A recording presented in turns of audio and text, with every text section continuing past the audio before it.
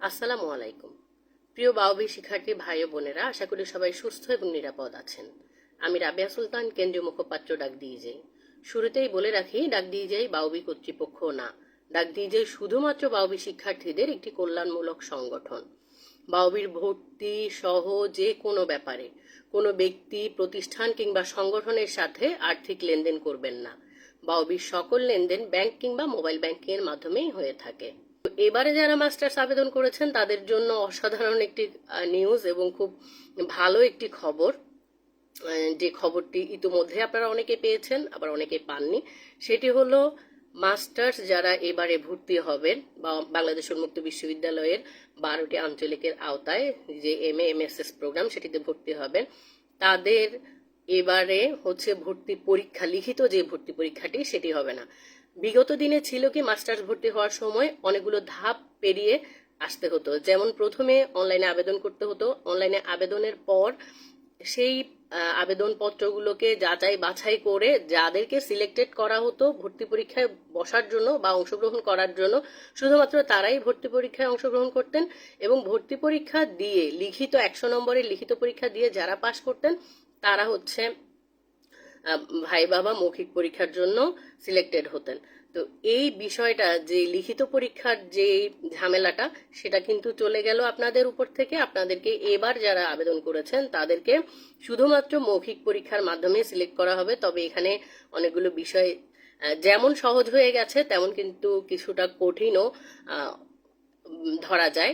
যেমন সহজ হয়েছে, যেমন অনেকগুলো ধাপ আপনাদের কাছ থেকে অনেকগুলো ধাপ আপনাদেরকে পেরোতে হচ্ছে না।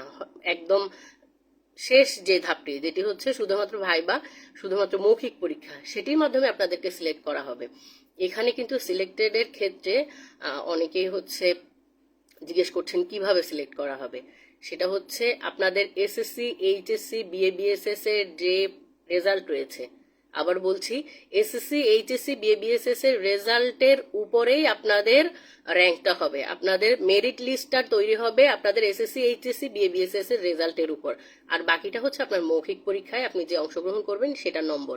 তাহলে এই দুটো মিলেই হচ্ছে আপনি মাস্টার্সে ভর্তি হওয়ার জন্য ক্যাপাবল হবেন এবং মাস্টার্সে ভর্তি হওয়ার জন্য আপনি সিলেক্টেড হবেন।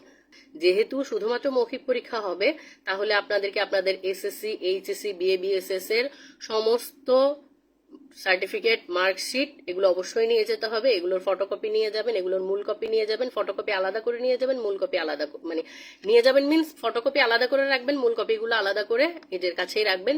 যদি নোটিশে বলা হয় যে ফটোকপি আনতে বলা হয় বা মূল কপি আনতে বলা হয়, যেভাবে নির্দেশনা আসে সেভাবেই আপনারা সেই অনুযায়ী। আর আপনারা আবেদন করার সময় যা যা কাগজপত্র অ্যাটাস্টেড করেছেন, মানে আবেদনের সময়, অনলাইনে আবেদনের সময় আপনাদের কাছ থেকে যা যা ডকুমেন্টস চেয়েছে সবগুলো ডকুমেন্টই আপনাদেরকে নিয়ে যেতে হবে। সব ডকুমেন্টস আপনাদেরকে সেদিন ভাইবা বোর্ডে নিয়ে যেতে হবে এবং ভাইবা বোর্ডে গিয়ে আপনাদেরকে ওই ডকুমেন্টসগুলো দেখিয়ে আপনাদের কাছ থেকে ভাইবা নেওয়া হবে। এখন আপনারা যদি মনে করেন যে লিখিত পরীক্ষা নেই, অনেকে আবার ভাবছেন লিখিত পরীক্ষা নেই তার মানে হচ্ছে আমরা যে প্রিপারেশনটা নিচ্ছিলাম সেটা না নিলেও চলবে, এমন কিছু না। কিন্তু আমরা সবাই জানি, আমরা যারা পড়াশোনা মোটামুটি করে এসছি কিংবা দেখেছি, যে ভাইবার ব্যাপারটা হচ্ছে একেবারেই হচ্ছে যারা ভাইবা বোর্ডে উপস্থিত থাকবেন একেবারেই তাদের উপরে নির্ভর করছে। ভাইবাতে কি ধরনের প্রশ্ন হতে পারে, ভাইবাটা কেমন হবে, আপনাকে কি একাডেমিক প্রশ্ন করবে নাকি আপনাকে অন্য কোনো প্রশ্ন করবে, সেটা হচ্ছে শুধুমাত্র একান্তই যিনি আপনার কাছ থেকে প্রশ্ন করবেন, যিনি আপনার পরীক্ষক থাকবেন, ভাইবা বোর্ডে যারা থাকবেন তাদের উপর নির্ভর করে। এমন অনেক সময় হয়ে থাকে যে অনেকের কাছ থেকে অনেক ধরনের কোশ্চেন করা হয়, কিন্তু সে দেখা যাচ্ছে তার মার্কিংটা অনেক পিছনে থাকে। আবার অনেকে কেমন আছেন বা ভাত কি দিয়ে খেয়েছেন এই টাইপেরও প্রশ্ন করা হয়। এখন এটা সম্পূর্ণ নির্ভর করবে আপনার লাকের উপরে। তা কিন্তু আপনাকে মানে সম্পূর্ণ প্রিপারেশন নিয়ে যেতে হবে। আর ভাইবাতে যাওয়ার জন্য অনেকেই জিজ্ঞেস করছেন যে আমরা ভাইবাতে যাওয়ার সময় কি ধরনের পোশাক পরিচ্ছদ নিয়ে যাব। ভাইবাগুলাতে আপনি চাকরি বলেন বা পড়াশোনা বলেন, একাডেমিক বলেন, যে ভাইবাগুলাতে ড্রেস কোড দেয়া থাকে, যে সিলেক্টেড ড্রেস দেয়া থাকে যে এই ড্রেসটা পরে আসতে হবে, সেই ভাইবাগুলো ব্যতীত আর যে ভাইবাগুলা হয় সেগুলাতে হচ্ছে আর ছেলেরা ফর্মাল ড্রেস পরে যাবেন, অর্থাৎ এক কথায় বলতে গেলে শালীন মার্জিত পোশাক পরে যাবেন। শালীন মার্জিত পোশাক পরে গেলেই হবে। সেটা হচ্ছে ছেলে মেয়ের মধ্যে মেয়েরা যারা বোরখা হিজাব করেন তারা অবশ্যই বোরখা হিজাব পরে যেতে পারেন, অথবা শাড়ি পরে যেতে পারেন। তাও আবার শাড়িটা এমন না যে বিয়ে বাড়ির কোনো শাড়ি হয়ে যায়, এমন না, সুতির ভদ্র সুন্দর মার্জিত শাড়ি পরে যাবেন। তাহলে ভাইবাতে বেসিক্যালি এইরকমই পোশাক পরে যেতে হয়। আর ছেলেরা হচ্ছে ফর্মাল যে পোশাক রয়েছে, ফর্মাল পোশাক পরে গেলেই বেটার। মেয়েদের ক্ষেত্রে শাড়িটা আপনারা চুজ করতে পারেন মার্জিত ভাবে সুন্দর করে, এবং সুতির শাড়ি যেগুলো আছে মার্জিত শাড়ি, আপনারা ওই টাইপের শাড়ি পরতে পারেন, কোনো ঝাঁকানাকা টাইপের বিয়ে বাড়ি টাইপের শাড়ি যাতে না হয়। আর এমনিতে যারা বোরখা হিজাব থ্রি পিস পরেন পরে যেতে পারবেন, তবে অবশ্যই এই জিনিসটা খেয়াল রাখতে হবে যে মার্জিত এবং শালীন পোশাক পরিচ্ছদ করে যেতে হবে। এটা হচ্ছে আপনাদের প্রশ্নের উত্তর। বাউবি থেকে নোটিশ প্রকাশ করা হবে। বাউবি থেকে নোটিশ প্রকাশ করা হলে বিস্তারিত আপনাদেরকে জানিয়ে দেওয়া হবে কি ধরনের কাগজপত্র নিয়ে যেতে হবে, কি কাগজপত্র লাগবে, কিংবা আরো যা যা আপনাদের জানার আছে সেগুলো অবশ্যই তারা জানাবে। আমি আসলে কমেন্ট নিতে গেলে অনেক সময় চলে যাবে, আমি একদম অল্প সময়ের জন্য এসেছি। সেটা হলো, তাহলে আপনাদেরকে মাস্টার্স যারা আবেদন করেছেন তাদের প্রথম কথা হচ্ছে আপনাদের 8 তারিখ পরীক্ষা হচ্ছে না। 8 তারিখ যে ভর্তি পরীক্ষা হওয়ার কথা সেটি হচ্ছে না। সেটি কখন হবে? ভর্তি পরীক্ষা মিন্স 8 তারিখ যে লিখিত ভর্তি পরীক্ষা, সেটি 8 তারিখ তো হচ্ছে না, এবছরে লিখিত পরীক্ষা হবে না।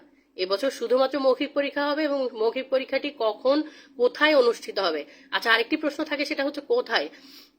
এটা কি আঞ্চলিক অফিসে হবে, কিংবা এটা কি নিজ নিজ স্টাডি সেন্টারে হবে? সেটাও কিন্তু নোটিশের মাধ্যমে জানিয়ে দেওয়া হবে। এবং আপনাদের কি কোনো রকম কোনো এডমিট কার্ড নিয়ে যেতে হবে কিনা সেটাও নোটিশে জানানো হবে। যদি এডমিট কার্ড লাগে, যেহেতু আগে লিখিত পরীক্ষার সময় কিন্তু এডমিট কার্ড নিতে হতো, এখন যেহেতু ভাইবা পরীক্ষার ব্যাপার হয়েছে, এখন কি এডমিট কার্ড নিতে হবে কিনা? যদি এডমিট কার্ড নিতে হয় তাহলে আপনি করে পাবেন, অথবা কোথায় পাবেন, কিভাবে পাবেন, সবকিছুই কিন্তু নোটিশের মাধ্যমে জানানো হবে। তাই আপনারা প্যানিক না করে একটু অনলাইনে থাকার চেষ্টা করবেন, অন্তত প্রতিদিন একবার হলেও চেক দেওয়ার চেষ্টা করবেন। আমাদের সবার হাতে এখন মোবাইল আছে, আমরা কিন্তু চাইলেই একটা দিনের মধ্যে অন্তত 5-10 মিনিট সময় নিয়ে আমি আমার যে প্রয়োজনীয় যে সাইটগুলো আছে ওগুলো আমরা ভিজিট করে নিতে পারি। আপনারা যারা আবেদন করেছেন তারা একটু অনলাইনে অন্তত প্রতিদিন একবার করে চেক করবেন যে কোনো নতুন আপনাদের নোটিশ এসেছে কিনা, কোনো নতুন নির্দেশনা এসেছে কিনা। তাহলে আপনারা প্রস্তুতি নিতে থাকুন। আরো কিছুদিন সময় পেলেন, আর লিখিত পরীক্ষা হবে না, আবারও বলছি মৌখিক পরীক্ষা হবে। মৌখিক পরীক্ষার জন্য প্রস্তুতি নিন। অবশ্যই মৌখিক পরীক্ষার বোর্ডে স্মার্টলি সকল প্রশ্নের উত্তর দেওয়ার চেষ্টা করবেন এটার জন্য। তো সবাই ভালো থাকবেন, সুস্থ থাকবেন, সবার জন্য অনেক অনেক শুভকামনা থাকলো। আল্লাহ হাফেজ।